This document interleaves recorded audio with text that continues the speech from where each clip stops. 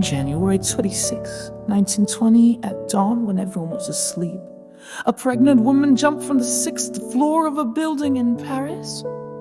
Her name was Jeanne, the wife of the painter Modigliani, who had died 3 days earlier at the age of 34 at a charity hospital in Paris. She was only 22 years old. 3 days earlier, she had fainted while holding on to her husband's cold body and wailing. Even those around her were moved by her sorrowful appearance. Wasn't she already determined to accompany him to death on her way back from his funeral?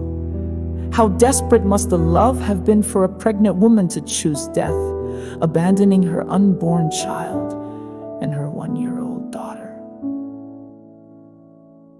Modigliani was naturally weak and often suffered from illness. At the age of 14, his illness was so severe that he even had to quit school. Modigliani, who had been studying painting in Italy, went to Paris in 1906 to study. He settled in Montmartre and had a close relationship with Paul Cézanne, but perhaps because of his bohemian temperament, he chose the path of an independent school that did not belong to any school. In 1912, he exhibited his work at the Paris Autumn Art Exhibition, but it did not attract attention. However, because he was so handsome, women lined up to be his model.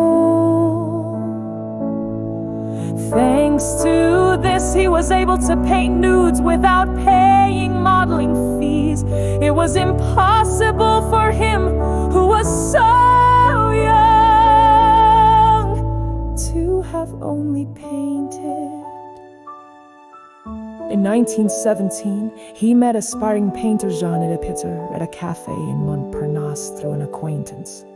The two recognized each other as destined partners at their first meeting and fell into the swamp of love. Despite his parents' opposition and Modigliani's many reasons for disqualification, Jeanne immediately moved in with him. Jeanne was not an outstanding beauty, but she was a charming girl with an exotic Arabian feel. Even after moving in with Jeanne, Modigliani had many affairs and broke her heart. It was truly a cruel love for a young wife. There was no room for happiness in a family with a husband who did not take care of his family and lived a dissolute life.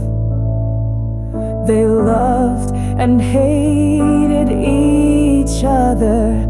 They may have been a cursed couple who could not abandon each other, even though they devoured each other.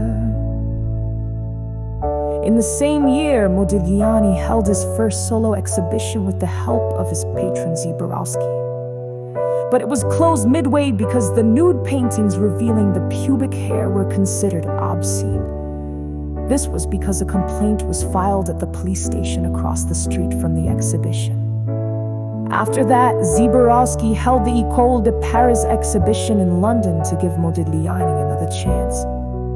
Unfortunately, the exhibition was successful. Modigliani's works, which had been fetching only 100 francs per piece, soared to 400, 600 francs. When it seemed that he was finally seeing the light, his health was heading towards the end. In 1920, Modigliani returned to Paris and died at the age of 38 after suffering terminal pain at a charity hospital. Modigliani's works have eyes but no pupils. But some of his wife Jeanne's works in particular have pupils.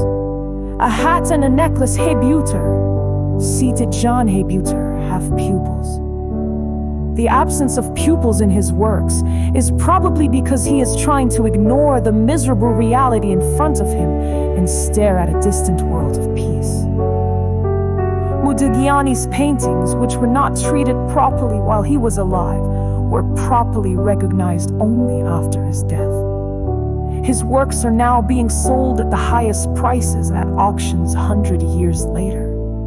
Jeanne was not buried next to Modigliani due to opposition from her family, but was buried next to her husband 10 years later.